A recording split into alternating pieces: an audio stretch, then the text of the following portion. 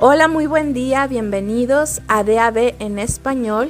Hoy es día 13 de mayo, mi nombre es Nelly y como siempre es un gusto que estén aquí con nosotros escuchando la palabra de Dios en DAB en español. Hoy vamos a continuar con nuestra lectura en 1 de Samuel capítulo 14. Estamos leyendo en la versión Palabra de Dios para Todos. Oremos. Bendito Dios, te damos gracias por este día. Gracias por tu palabra, Señor. Sé tú hablando a nuestras vidas, Señor, a nuestros corazones. En el nombre de Jesús. Amén. 1 de Samuel, capítulo 14.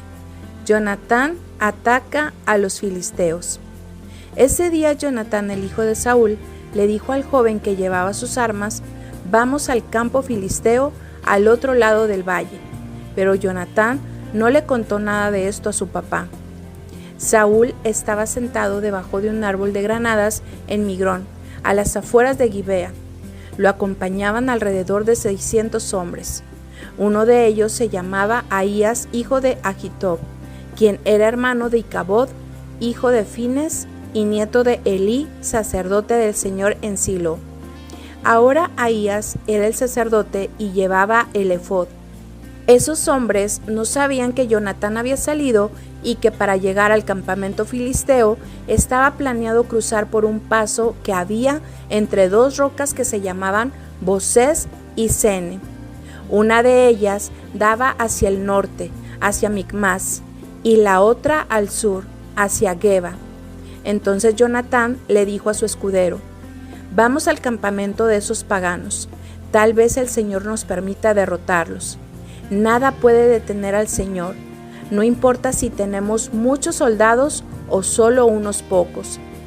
El escudero de Jonatán le dijo: haga lo que considere mejor, que yo lo apoyo. Jonatán dijo: vamos, crucemos y vayamos hasta donde están los guardias filisteos y dejemos que nos vean. Si nos dicen que nos detengamos hasta que ellos vengan, nos quedaremos donde estamos, no avanzaremos más. Pero si dicen que avancemos, lo haremos. Esa será la señal de que el Señor hará que los derrotemos. Así que Jonatán y su ayudante dejaron que los filisteos los vieran. Los guardias dijeron: miren, los hebreos están saliendo de su escondite. Y les gritaban: acérquense para darles una buena lección. Jonatán le dijo a su ayudante: sígueme, que el Señor nos dejará derrotarlos. Así que Jonatán subió para combatir. A los filisteos que caían, el ayudante de Jonatán los remataba. El espacio en que combatían era pequeño, pero en este primer ataque mataron a 20 soldados enemigos. Todos los soldados filisteos se atemorizaron, los que estaban en el campo, en el campamento y en el fortín. Hasta los más valientes estaban asustados. La tierra empezó a temblar y se llenaron aún más de pavor. Desde Gibea de Benjamín, los guardias de Saúl veían a los filisteos corriendo por todos lados. Saúl le dijo a su ejército: pasen lista a ver quién falta. Pasaron lista y faltaban Jonatán y su ayudante. Saúl le dijo a Ahías que trajera el efod. En ese tiempo Ahías llevaba puesto el efod, pero mientras Saúl le hablaba esperando una respuesta del Señor, aumentaron el ruido y la confusión en el campamento. Al final, Saúl le dijo a Ahías: ya basta, quita la mano del efod, ya no hay tiempo para consultar al Señor. Saúl reunió a su ejército y se dio al combate. Los filisteos estaban tan confundidos que peleaban entre sí a espada. Los hebreos que antes se habían unido a los filisteos, ahora se unían a los israelitas que estaban con Saúl y Jonatán. Los israelitas que se escondían en la tierra de Efraín oyeron que los filisteos estaban huyendo, así que ellos también se unieron a la batalla y empezaron a perseguir a los filisteos. Así salvó el Señor a los israelitas aquel día. La batalla se extendió más allá de Bet-Aven. Todo el ejército estaba con Saúl, quien ahora tenía alrededor de 10,000 soldados. La batalla se extendió hasta cada ciudad de la sierra de Efraín. Pero aquel día Saúl cometió un grave error, porque forzó al pueblo a hacer la siguiente promesa: el que coma antes de que anochezca y antes de que derrote a mis enemigos será castigado. Así que ningún soldado israelita probó bocado. Al llegar el ejército al bosque, notaron que había miel en el suelo. Cuando la gente entró al bosque, vieron que corría la miel, pero no la probaron porque temían romper la promesa. En cuanto a Jonatán, él no sabía nada de la promesa. No había oído cuando su papá forzó al pueblo a hacer dicha promesa. Así que tomó un poco de miel con la punta de una vara que traía en la mano y en cuanto la probó, se sintió mejor. Uno de los soldados le dijo a Jonatán: tu papá forzó a los soldados a hacer una promesa y dijo que el que comiera hoy sería castigado. Por eso los hombres están débiles. Jonatán dijo: mi papá le ha hecho mucho daño al pueblo. Miren cómo yo me siento mejor con solo probar un poco de miel. Hubiera sido mucho mejor comer de lo que les quitaron a sus enemigos hoy. Así habríamos podido matar a muchos más filisteos. Aquel día, los israelitas derrotaron a los filisteos, combatiendo desde Micmas hasta Ayalón. Como el pueblo estaba cansado y hambriento, mataron las ovejas, las vacas y los terneros que les habían quitado a los filisteos y se los comieron con todo y la sangre. Pero alguien fue a decirle a Saúl: mira, están pecando contra el Señor, se están comiendo la carne con todo y sangre. Saúl dijo: pueblo pecador, hagan rodar una piedra grande hasta aquí inmediatamente. También les dijo: vayan y díganles a todos que me traigan su toro o su oveja y que los maten aquí. No pequen contra el Señor, no coman carne con sangre. Esa noche todos llevaron sus animales y los mataron allí. Luego Saúl construyó un altar para el Señor. Esta fue la primera vez que él construyó un altar para el Señor. Saúl dijo: vayamos tras los filisteos esta noche, quitémosle todo y no dejemos a nadie vivo. El ejército respondió: haz lo que te parezca mejor. Pero el sacerdote dijo: primero preguntémosle a Dios. Así que Saúl le preguntó a Dios: ¿debo perseguir a los filisteos? ¿Nos ayudarás a derrotarlos? Pero Dios no le respondió a Saúl aquel día. Así que Saúl dijo: tráiganme a todos los líderes, veamos quién pecó hoy. Juro por el Señor de Israel que aun si mi hijo Jonatán fuera culpable, morirá. Nadie dijo nada. Entonces Saúl les dijo a los israelitas: pónganse de este lado, y mi hijo Jonatán y yo nos pondremos del otro. Como tú digas, Señor, contestaron los soldados. Entonces Saúl oró: Señor, Dios de Israel, ¿por qué no le has contestado a tu siervo hoy? Si mi hijo Jonatán o yo hemos pecado, Señor, Dios de Israel, que salga Urim. Si ha pecado tu pueblo, que salga Tumim. La suerte cayó sobre Saúl y Jonatán, y los demás quedaron libres. Saúl dijo: echen suertes de nuevo para ver si el culpable es mi hijo Jonatán o yo. La suerte cayó sobre Jonatán. Entonces Saúl le dijo: dime qué hiciste. Jonatán le dijo: solo probé un poco de miel con la punta de mi vara. ¿Debo morir por eso? Saúl juró: que Dios me castigue duramente si tú no mueres hoy, Jonatán. Pero los soldados defendieron a Jonatán diciendo: Jonatán le dio una gran victoria a Israel hoy. ¿Tiene que morir? Jamás, por el Señor viviente, que ni un cabello de su cabeza caerá al suelo. Hoy Dios estuvo con Jonatán en el combate contra los filisteos. De esa manera el pueblo libró a Jonatán de la muerte. Saúl dejó de perseguir a los filisteos, quienes regresaron a su tierra. Saúl tomó completo control de Israel, combatiendo a todos los enemigos que vivían alrededor de Israel: los moabitas, los amonitas, los edomitas, el rey de Sobá y los filisteos.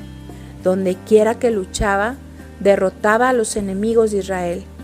Con valentía libraba a Israel de todos sus enemigos que trataban de apoderarse de las posesiones del pueblo. Hasta derrotó a los amalecitas. Los hijos de Saúl eran Jonatán, Isbi y Malquisúa. La hija mayor se llamaba Merab y la menor Mical. Su esposa era Ahinoam, hija de Ahimás. El comandante del ejército de Saúl era Abner, hijo de Ner, tío de Saúl. Ner y Quis, el papá de Saúl, eran hermanos, hijos de Abiel.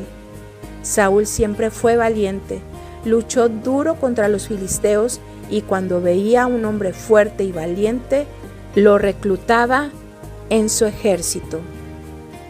Juan capítulo 7, versículos del 30 al 53. Leeremos desde el versículo 28.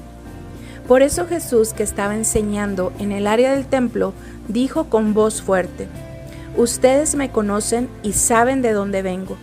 No he venido por mi propia cuenta, sino que me envió el que es verdadero, a quien ustedes no conocen.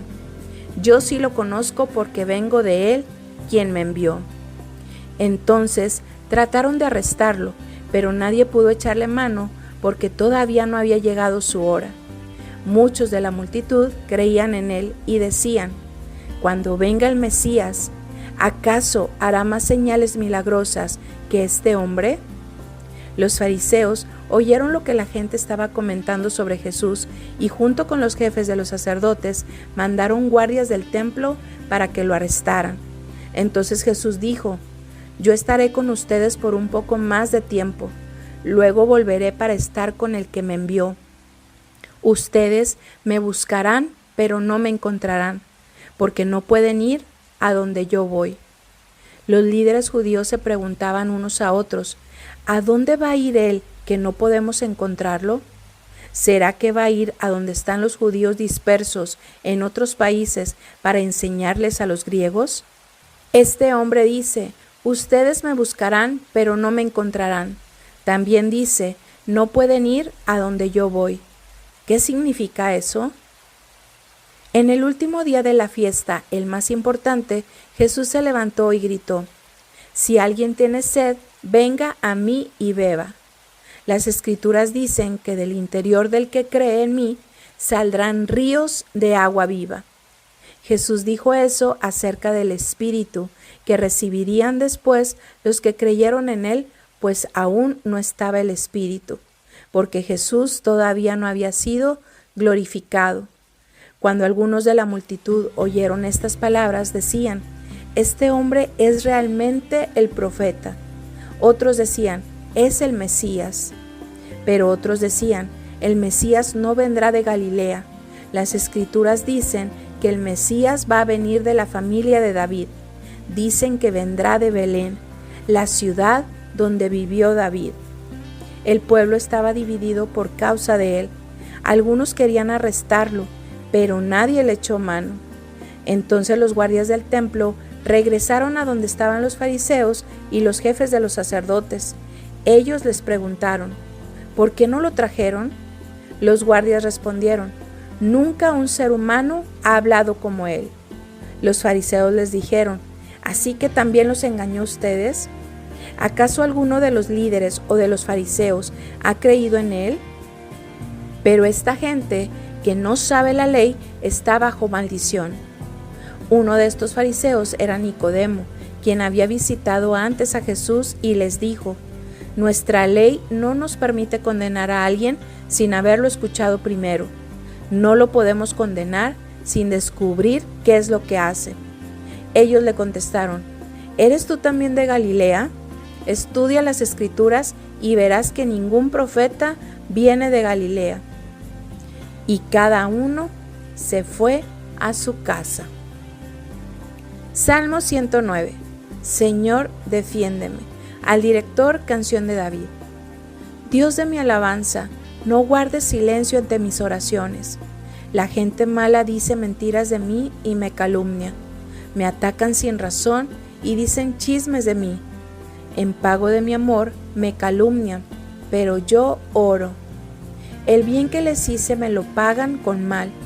Me dieron odio a cambio de mi amor. Dijeron lo siguiente: que pongan su caso a cargo de un defensor perverso, que el que está a su lado sea un acusador, que se use en su contra la oración que dijo, que le encuentren culpable, que muera pronto y que otro tome su cargo, que sus hijos queden huérfanos y su esposa viuda, que sus hijos queden sin hogar y rebusquen entre las ruinas de su casa, que se presenten sus acreedores y le quiten todas sus pertenencias, que gente extraña le quite todo lo que ganó en su vida, que nadie tenga compasión de él ni se compadezca de sus hijos huérfanos, que se destruya su descendencia, que su apellido se acabe en una sola generación, que el Señor recuerde los pecados que cometió su papá y nunca borre el pecado de su mamá, que el Señor recuerde siempre esos pecados, que él y su familia queden para siempre en el olvido, porque nunca hizo nada bueno, persiguió a muerte a los pobres, a los afligidos y a los necesitados. Como se complacía en maldecir a otros, que la maldición caiga sobre él, y como no le deseaba bendición a otros, que la bendición esté fuera de su alcance, que la maldición lo cubra como cuando se pone un vestido, que se le pegue como el aceite que se pone en el pelo, que lo cubra como un manto, que lo oprima continuamente como un cinturón, que así les pague el Señor a los que me acusan, a los que hablan mal de mí, pero a mí, Señor Dios, trátame lo mejor posible por causa de tu prestigio, rescátame por tu fiel amor. Yo soy pobre y necesitado, tengo el corazón herido, me desvanezco como una sombra que desaparece, me siento como un insecto que la gente espanta. Me tiemblan las rodillas por el ayuno, cada día estoy más flaco y me siento débil. La gente se burla de mí, me ven y menean la cabeza. Señor, ayúdame, sálvame conforme a tu fiel amor. Así esa gente sabrá que esto es obra tuya, que fuiste tú, Señor, quien me salvó. Que ellos maldigan, pero tú bendigas, que se levanten, pero caigan en vergüenza, y yo, tu siervo, me alegraré. Que mis enemigos queden avergonzados, que los cubra un manto de vergüenza. Agradeceré al Señor y lo alabaré delante de todos.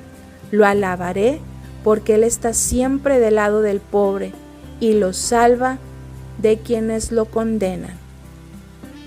Proverbios 15, versículos del 5 al 7. El insensato rechaza la corrección del papá, pero el que la acepta demuestra inteligencia. En la casa del justo hay de todo en abundancia, pero las ganancias del perverso solo le traen problemas. Los labios de los sabios difunden el conocimiento, pero no vale la pena escuchar lo que dicen los brutos. En 1 de Samuel capítulo 14, vemos aquí en la escritura que Samuel cometió un grave error y quisiéramos, que ustedes nos comentaran, que envíen algún audio, si quieren comentar acerca de la lectura del día de hoy, acerca de ese grave error que cometió Saúl al forzar al pueblo a hacer la promesa de que el que comiera antes de que anocheciera y antes de que derrotaran a sus enemigos sería castigado. Los invitamos a comentar acerca de esta situación en específico, de esto que dice la palabra, qué piensan, que Dios habla a sus vidas a través de esta situación, esto que pasó con Saúl y vemos que más adelante, ¿verdad? Jonatán no sabía de esta promesa y Jonatán pues tomó un poco de miel, la probó y se sintió mejor. En Juan, leímos que los fariseos, los sacerdotes querían arrestar a Jesús, pero vemos también algo muy hermoso. En el versículo 37, Jesús dijo: si alguien tiene sed, que venga a mí y beba. Versículo 38, las escrituras dicen que del interior del que cree en mí saldrán ríos de agua viva. Versículo 39 dice: Jesús dijo eso acerca del Espíritu que recibirían después los que creyeran en Él, pues aún no estaba el Espíritu, porque Jesús todavía no había sido glorificado. Y damos gracias a Dios por esta palabra, gracias a Dios por el Espíritu Santo, el Consolador que Jesús nos dejó para que nos guíe a toda verdad y a toda justicia, pero también el Padre nos ha dicho que si nosotros le pedimos al Espíritu Santo, bueno, Él nos lo va a dar y nos va a llenar y muchas veces necesitamos eso, que el Señor siga llenándonos cada día de su Espíritu Santo. Si alguien tiene sed, dice el Señor, que venga a mí y beba. Las Escrituras dicen que del interior del que cree en mí saldrán ríos de agua viva.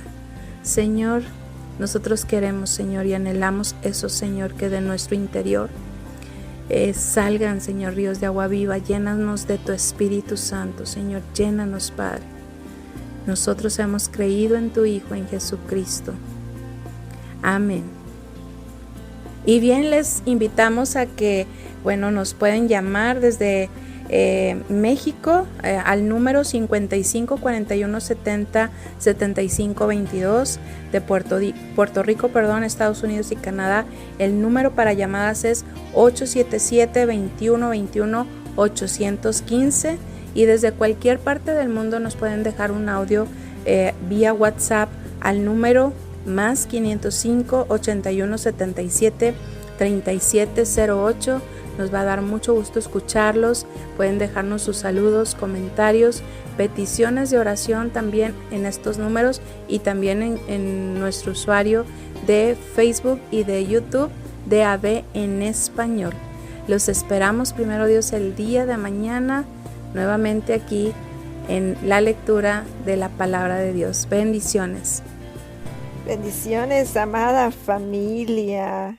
Lucas 6, con esto de la alimentación con los 5 panes y los 2 pececillos. Este versículo de donde Andrés habla del muchacho que tenía los 5 panes y los 2 pececitos, y luego duda. Como nos explicaba el pastor, él dudó, media fe, le diría yo. Pero esto también es un cumplimiento de lo que Lucas 18:27 nos dice, que lo que es imposible para el hombre es posible para Dios, porque Andrés dudó, sabía que había una provisión, pero en sí dudó cómo.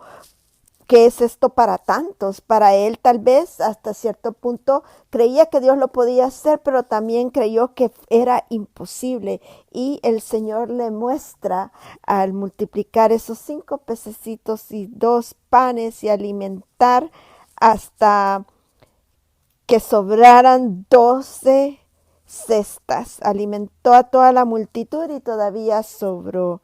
Yo me pregunto qué habrá pasado con esas 12 cestas. ¿A quiénes más alimentó con ellas? No recuerdo haberlo visto qué sucede con esa cesta, pero me gustaría averiguarlo.